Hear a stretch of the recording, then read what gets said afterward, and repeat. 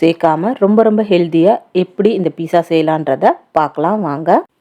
நீங்கள் இப்போ தான் என்னோடய சேனலை ஃபஸ்ட் டைம் பார்க்குறீங்கன்னா என்னோடய சேனலுக்கு சப்ஸ்கிரைப் பண்ணி சப்போர்ட் பண்ணுங்கள். பீஸாவோட பேஸ் நம்ம ரெடி பண்ணிக்கலாம். ஃபஸ்ட்டு அதுக்கு நான் 1 கப்பு கோதுமை மாவு, 1 டீஸ்பூன் சர்க்கரை, தேவையான அளவு உப்பு, 1 teaspoon baking powder, 1/4 teaspoon baking soda, 2 teaspoon நெய் சேர்த்து ஃபஸ்ட்டு மிக்ஸ் பண்ணிக்கலாம்.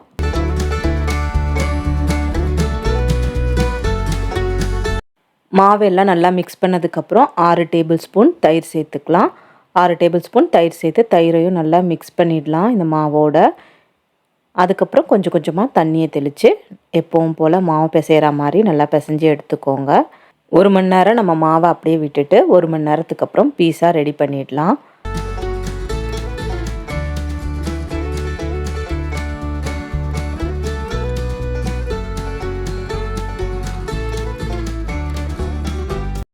வெஜிடபிள்ஸ் எல்லாம் நம்ம ஃபஸ்ட்டு கட் பண்ணி வச்சுப்போம். கார்ன் எடுத்திருக்கேன், கேப்சிகம், பன்னீர் இதெல்லாம் எடுத்திருக்கேன்.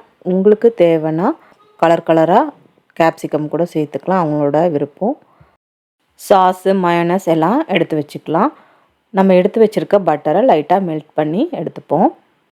1 பீஸா செய்கிற அளவுக்கு தான் நான் இன்றைக்கி மாவு சேர்த்துருக்கேன். நீங்கள் நிறைய வேணும்னா அதுக்கேற்ற மாதிரி சேர்த்துக்கோங்க. இல்லை இந்த மாவுலேயே 2 பீஸாவும் செய்யலாம். ஆனால் அந்த பேஸு கொஞ்சம் தின்னாக வரும். மாவை நம்ம உருட்டுறதுக்கு முன்னாடி நல்லா பிசைஞ்சிக்கலாம். இது மாதிரி நீங்கள் தட்டி கூட எடுத்துக்கலாம். ஆனால் நல்லா பிசைஞ்சிட்டோம். ஒரு 5 மினிட்ஸ் நல்லா பிசைஞ்சதுக்கப்புறம் மாவை உருட்டிப்போம்.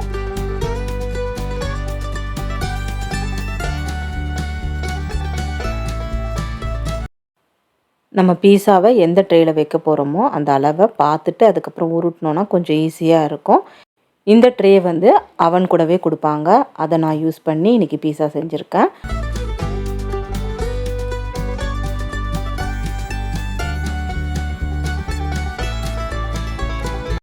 இன்னும் தின்னா நீங்கள் உருட்டினோன்னா கூட உருட்டிக்கலாம். இது கரெக்டாக இருக்கும். ஆனால் தின்னா உருட்டினா அதுவும் ரொம்ப டேஸ்ட்டாக இருக்கும். இப்போலாம் தின்னா கூட பீஸா அவைலபிளாக இருக்குது. நமக்கு வேணும்னா அது மாதிரி ஆப்ஷன் செலக்ட் பண்ணி பீஸாவை தின்னா கூட வாங்கிக்கலாம்.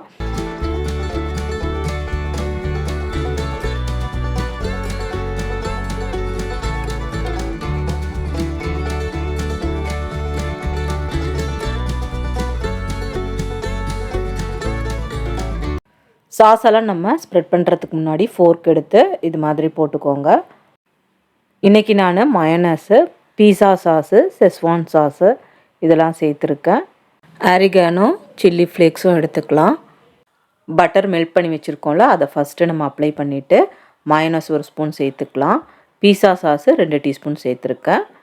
செஸ்வான் சாஸ் வந்து 1 டீஸ்பூன் சேர்த்துக்கோங்க. சேர்த்து நல்லா ஸ்ப்ரெட் பண்ணிடலாம்.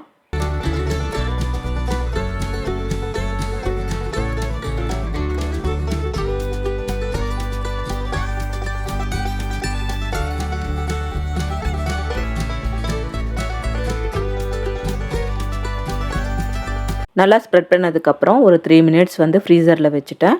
உங்களுக்கு டைம் இருந்ததுன்னா ஒரு 10 மினிட்ஸ் வந்து ஃப்ரிட்ஜில் வச்சுக்கோங்க. ஃப்ரீசரில் வைக்க வேண்டாம். வச்சு எடுத்ததுக்கப்புறம் ஃபஸ்ட்டு நம்ம மசாலா சீஸ் போட்டிருக்கேன். உங்களுக்கு க்யூப்ஸ் இருந்ததுன்னா கூட எடுத்து நீங்கள் சீஸை துருவி போட்டுக்கலாம். அடுத்தது கட் பண்ணி வச்சுருக்க ஒரு ஆனியனை கட் பண்ணி வச்சுருக்கோம், அதில் கொஞ்சமாக போட்டுக்கலாம். நெக்ஸ்ட்டு கட் பண்ணி வச்சுருக்க கேப்சிகம், ஆரிகானோ கொஞ்சம் ஸ்ப்ரெட் பண்ணிவிட்டு கார்னு, பன்னீர் சேர்த்துக்கலாம். சில்லி ஃப்ளேக்ஸு ஆட் பண்ணியிருக்கேன். சில்லி ஃப்ளேக்ஸ் உங்களுக்கு விருப்பம் இல்லைன்னா நீங்கள் சில்லி சாஸ் கூட சேர்த்துக்கலாம். நான் இன்றைக்கி சில்லி ஃப்ளேக்ஸு ஆட் பண்ணியிருக்கேன்.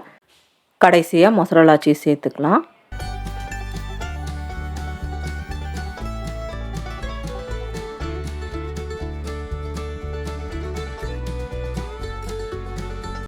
மெல்ட் பண்ணி வச்சுருக்க பட்டரை இது மாதிரி சுற்றி ஊற்றிக்கலாம். இது மாதிரி ஊற்றி நம்ம பேக் பண்ணும்போது நல்ல கிறிஸ்பியாக வரும், கலரும் இருக்கும், சூப்பராக இருக்கும் சாப்பிடும்போது. பீஸாவுக்கு நம்ம மாவு பிசையும் போது கூட நெய் போடணுன்னு அவசியம் இல்லை. இது மாதிரி உருக்குன பட்டரை கூட சேர்த்து நம்ம மாவு பிசைஞ்சிக்கலாம்.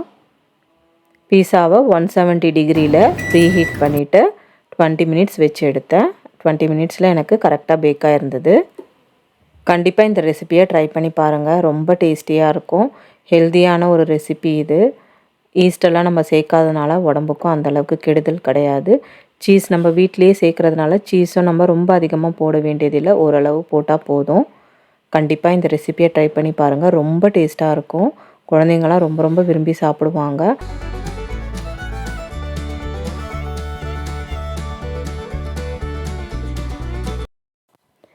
இன்றைக்கி நான் பண்ண இந்த ரெசிபியை எல்லோரும் கண்டிப்பாக ட்ரை பண்ணி பாருங்கள், ரொம்ப டேஸ்டியாக இருக்கும். கோதுமை மாவில் செஞ்சோன்னே சொல்ல முடியாது, அந்தளவுக்கு டேஸ்டியான ஹெல்த்தியான ரெசிபி இது. தொடர்ந்து என்னோடய சேனலுக்கு சப்ஸ்கிரைப் பண்ணுங்கள், சப்போர்ட் பண்ணுங்கள். என்னோடய சேனலில் இருக்க வீடியோஸை உங்கள் ஃப்ரெண்ட்ஸ் அண்ட் ஃபேமிலிக்கு ஷேர் பண்ணுங்கள், லைக் பண்ணுங்கள், பெல் ஐக்கானை கிளிக் பண்ணுங்கள். நெக்ஸ்ட்டு இதே மாதிரி ஒரு சூப்பரான ரெசிபியோடு மீட் பண்ணலாம்.